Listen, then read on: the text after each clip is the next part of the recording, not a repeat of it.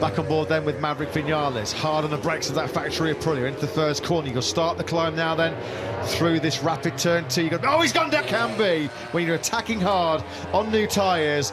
Maverick Vinales goes down then in turn 2. There's going to be no place in Q2 for him.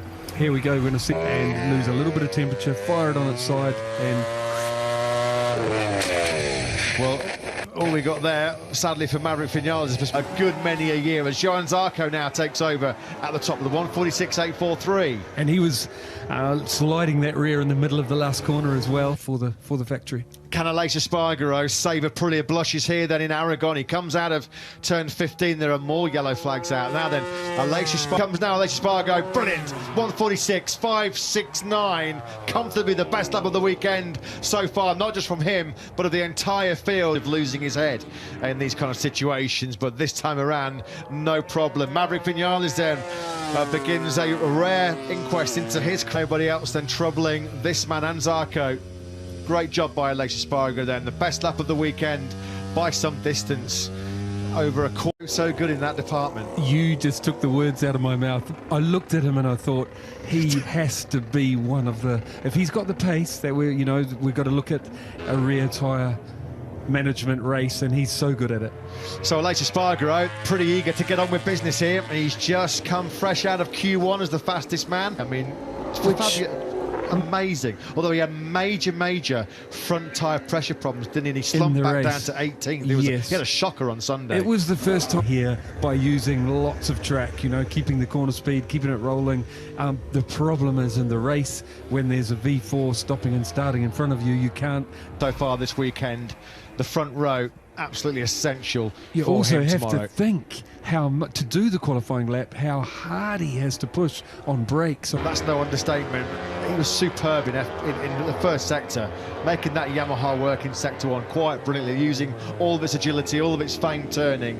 Quite 3 this morning. So there you can see Aleix Espargaro, as we suspected, he's only going to have one new soft tyre at his disposal in this session. You just saw that he's got a brand new hard front tyre. Front locked up. It wasn't at too big an angle, only a slight lean, but it was scary. The front locked, folded, and then popped back up when he released the brake.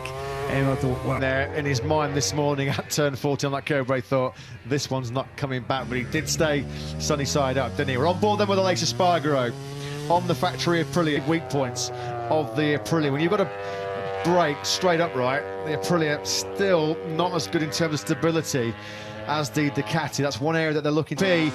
Pecco Bagnaia resisted the late pressure exerted on him from Bastianini, didn't he, 2 weeks ago in Misano. It was the closest finish we've right down to business, doesn't he, on his first flying lap of the session.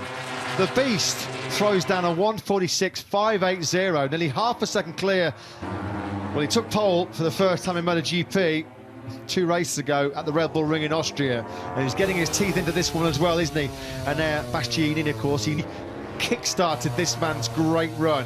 It just gave him that little bit of extra self-belief, that little bit of confidence to know that he can win in MotoGP. There's been 20 races. I'm not sure if they're using first or second here, then best part of 900 metres in a straight line. And this is where Ducati just destroy the opposition with their horsepower and accelerators. He was briefly on the front row there. In third place was Binder. He had a real high-speed tumble this morning at the end of FP3 into turn 2. No fact now. 2 Red Bull KTMs in this session. Oliveira, who was superb, topped the timesheets in FP4. He's currently 7th. Aleix Espargaro, who we know has not started as yet, Tararo right now 7th. You could just see there is that a slightly worried, concerned expression on the face of Yamaha boss Alin Jarvis. Zarco, who was 2nd in Q1, 6th. Here is Quattararo now in 7th place, ahead of Oliveira and Bezzecchi.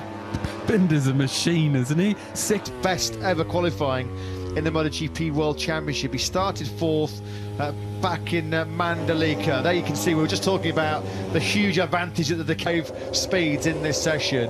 And there Bastianini, 354.1 kilometres. That's the top speed record actually here in Aragon. Followed by Miller. Being able to fight, for that time attack, on the new tyre, and it looks like they're keeping that roll going from FP3 into, they're into new soft rear tyre fitted to Aleix Espargaro's factory Aprilia. 3.5 minutes remaining. He's got to find a big lap time because 11th place just will not cut it. Trying to for Quartararo as well, because Pecco Bagnaglia's two closest championship rivals at the moment are deep behind him on this grid. A lot can chop and change in the final 3 minutes, but as it stands, Quartararo, the world championship leader by 30 points, is destined for 7th as it stands, with Aleix Espargaro back in 11th. Now here comes Aleix Espargaro. On track and online, but it looked like he was fighting here. There is Bagnaia, then a 25-year-old Italian, trying to make it an 11th pole position in his. The reverse corkscrew. Bagnaia also on a flyer, but Aleix Espargaro, rear tyre spinning up as he got on the gas through the Marc Marquez corner. Now with attack hard towards turn 12. Overly named after him, wasn't it, here a couple of years ago? Aleix Espargaro then digging deep, dropping down into turn number 14. He crashed here late on in FP2, then down the long back straight. Bagnaia not too far behind him on circuit. Look at these laps coming in here from the Ducatis. Bastianini and Miller on the charge. Ducati army led by Bagnaia. He finds a 1:46.069. That is a demolition job by Bagnaia. What a lap. Miller goes second. So Quartararo, look how hard he's attacking on the front end of that Yamaha into the first corner. There's a mistake coming in here then in turn 2. Whoa! Tyre left and he poked his knee out, held it up. Good job, Fabio. Congratulations. We've seen already today Brad Binder, Marco Bezzecchi and those last two replays have just given us crystal clear evidence. He is on the ragged edge. He is on the absolute limit, isn't he, Fabio Quartararo, of every single lap. As it stands at the moment, he's coming into that tricky sector 4 for the Yamaha, where the Yamaha is at its weakest around this 5-kilometre Aragon circuit.